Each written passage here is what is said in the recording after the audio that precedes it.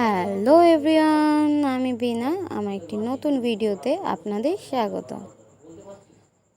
তো আজকে আমি আমার ঘরের যে প্রতিদিনের ফুল তোলা পেতেটা সেটাকে একটু রং করে নেব।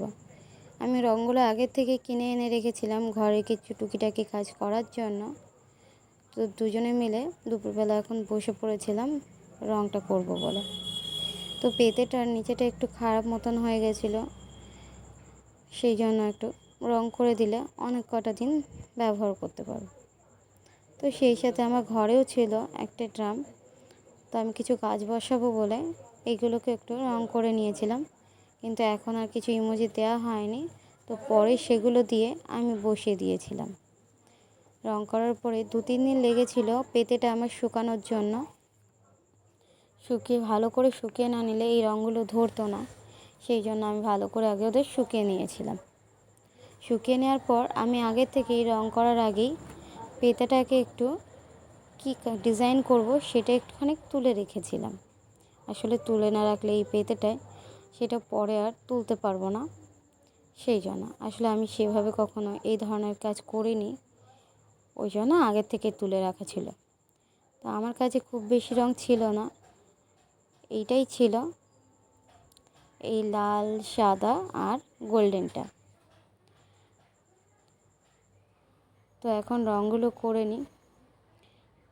করে নিয়ে তারপরে ডিজাইনগুলো দেখাবো কেমন কি হয়েছে। তো আমি তো রং করা শুরু করে দিয়েছিলাম। তো পুরো রংটা করতে করতে আমার কিন্তু আজকে সারা দিন লেগে গেছিলো। আসলে যেমন একটু বড় ছিল পেতেটা, আর যেহেতু ফাঁকা ফাঁকা সেটা রংটাও ভরাট করতে অনেকটা সময় লেগে গেছিলো।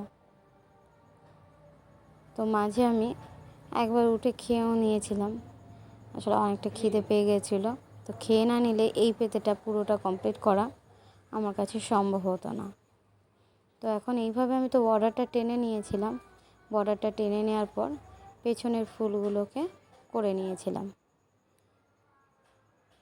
তো সামনে করেছিলাম এইটার, পেছনে করেছিলাম এইটা। এইটাকে ভরাট করার জন্য একটা কালার দরকার ছিল, সেই জন্য আমি লালটাকে আর সাদাটাকে একসাথে পাইল করে নেব।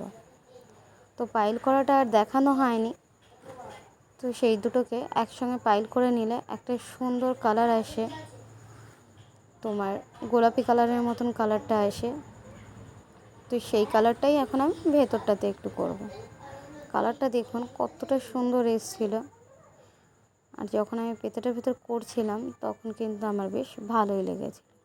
তো এরকম কিন্তু অন্যান্য সব রং দিয়ে দু রকম রং পাইল করে কিন্তু খুব সুন্দর সুন্দর রং তৈরি করা যায়। যাদের কাছে খুব কম রং থাকে তারা কিন্তু এইভাবে দুটো রঙকে পাইল করে অন্যান্য রং করে নিতে পারে।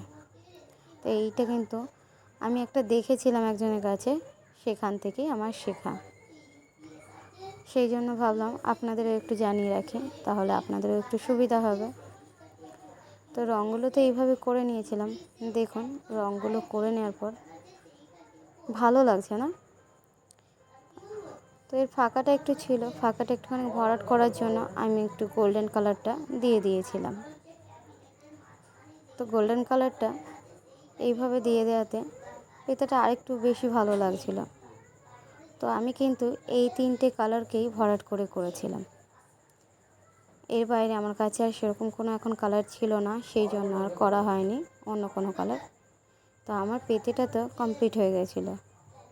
তো আপনারাই বলুন পেতেটা কেমন দেখতে লাগছে, অবশ্যই জানাবেন।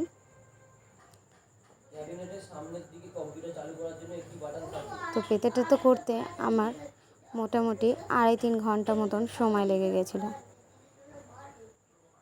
তো আজকের মতন ভিডিওটা এই অবধি, দেখা হবে অন্য কোনো দিন অন্য কোনো ব্লগে। টাটা।